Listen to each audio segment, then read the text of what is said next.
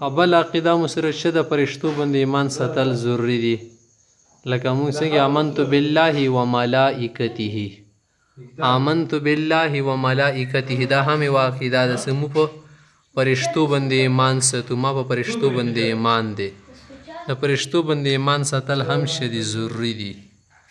فرشتو باندې به ایمان ساتي چې دا د الله تعالی مخلوق دی، نوراني مخلوق دی، او دا قدرت پکې شته چې ځان شکل بدلولی شي بار بار.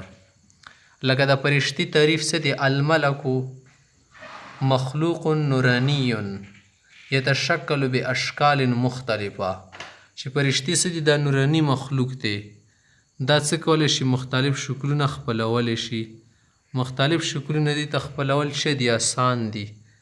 لکه څنګه جنات دي که نه، مختلف شکلونه ځان ته څه کولی شي؟ بدلولی شي. دا شی ته فرشتو کې هم دا قدرت خدای پاک ایښی دی چې دا څه کولی شي؟ مختلف شکلونه خپلولی شي. فرشتو والا تعداد چاته نه دی معلوم چې څومره فرشتي دي، خو دا خبر ده چې ډېر مقدار کې فرشتي دي. په اسمانونو کې ډېرې فرشتي دي، په ځمکه کې هم ډېرې فرشتي دي. چې کم په کم حالت کې دي عبادت کې اخته دي، همغه طریقې سره عبادت کوي فرشتي، او د خدای والا حکم پره کوي. مذکر مؤنث ښځې نران پکې نشته. هغه نه علاوه په فرشتو کې دا خبره ده چې ستړیږي، وږیږي، تږیږي نه. زمونږ غونې انساني خواهشات او انساني خصوص وغیره شیان نه لري. دو خبرو نه چې دي خدای پاک پاکې جوړې کړي دي. او ځنه داسې خلک دي چې د فرشتو د وجود نه انکار کوي چې فرشتي نشته. ولې نشته؟ ځکه کتلی نه شي. نو دا خو نه ثابتېږي تېنه چې کم شی نه شي کتلی او لیدلی نه شي، هغه به بیا وجود هم نه لري. ډېر داسې شیان دي په دنیا کې چې موږ یې ګورو نه، کتلی نه شي، خو بیا هم چې د هغه ول وجود موجود وي، موندلی شي.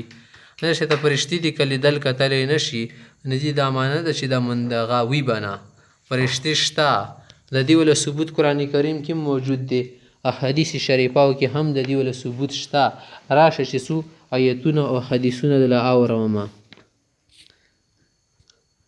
الله رب کریم فرمایي سوره بقره کې دي: اعوذ بالله من الشیطان الرجیم آمن الرسول بما انزل الیه من ربه والمؤمنون كل آمن بالله وملائكته وكتبه ورسله.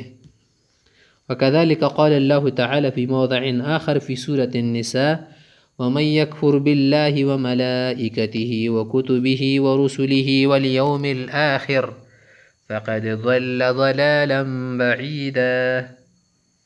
وقال الله تعالى: لا يعصون الله ما أمرهم ويفعلون ما يؤمرون. وقال الله تعالى: وكم من ملك في السماوات لا تغني شفاعتهم شيئا. په دغې فرشتو کې بیا مقربې فرشتې هم دي، څلور فرشتې: جبریل علیه السلام، ملک الموت اسرافیل علیه السلام، او بل میکائیل علیه السلام. دا څه دي؟ اهمې فرشتې دي.